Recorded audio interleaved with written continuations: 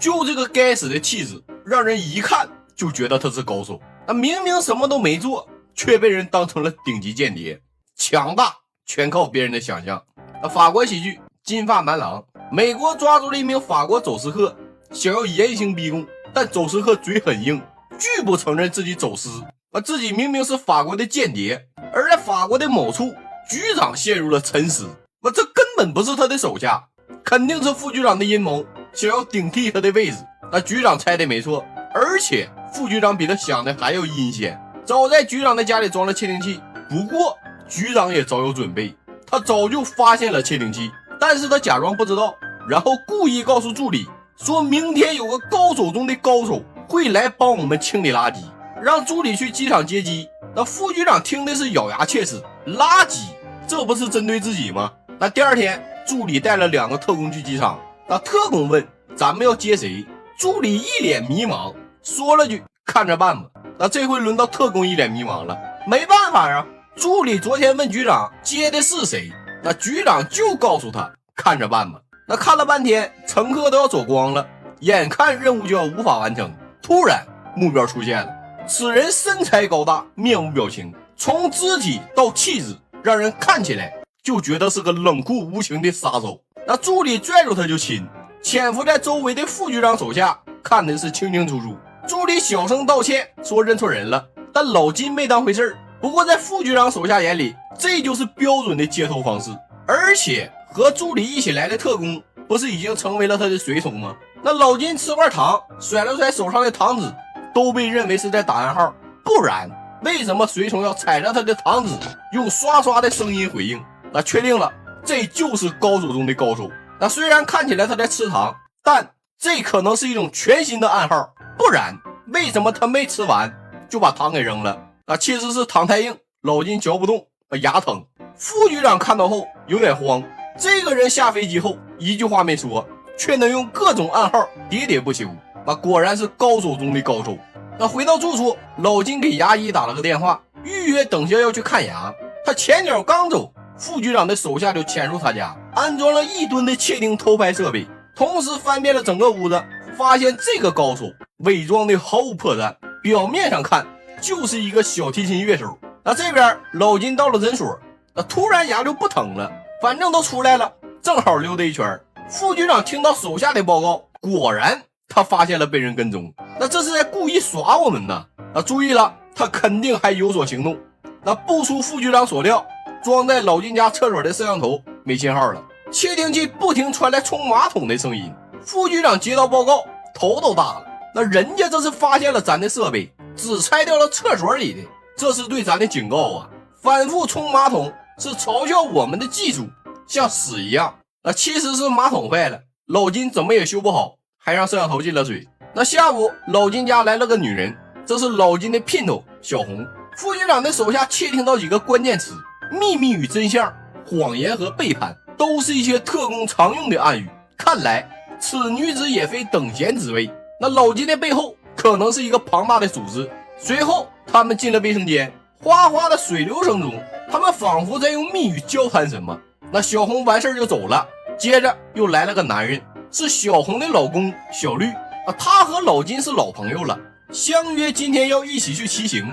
但老金不知道为什么今天的体力有点跟不上，小绿让他回去好好休息。正准备骑车回家，他突然听到了熟悉的声音，是自己的老婆和老金。在一辆送花车里传出来的，但老金刚和自己分开，不可能在车里啊。车里边其实是副局长正在分析老金和小红的密语。因为邻居的声音太吵，副局长就把声音放到了最大，车外边都能听见。小绿的心都要碎了，但他坚强地爬了起来，要去找老金问个清楚，说他在车里听见了声音。说着就要打电话确认，结果听到母亲说小红准备了2个小时的饭菜，就等他回家吃饭呢。看来自己是误会了。小绿准备离开的时候，不小心碰倒了花瓶里的窃听器。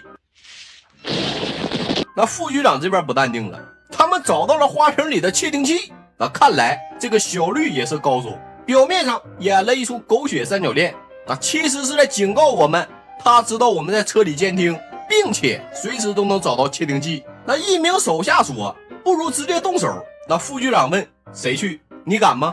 但手下的这个建议很好，副局长决定铤而走险，不然等老金玩够了，他们怎么死的都不知道。他派了手下阿珍直接上门，说想请老金教他小提琴。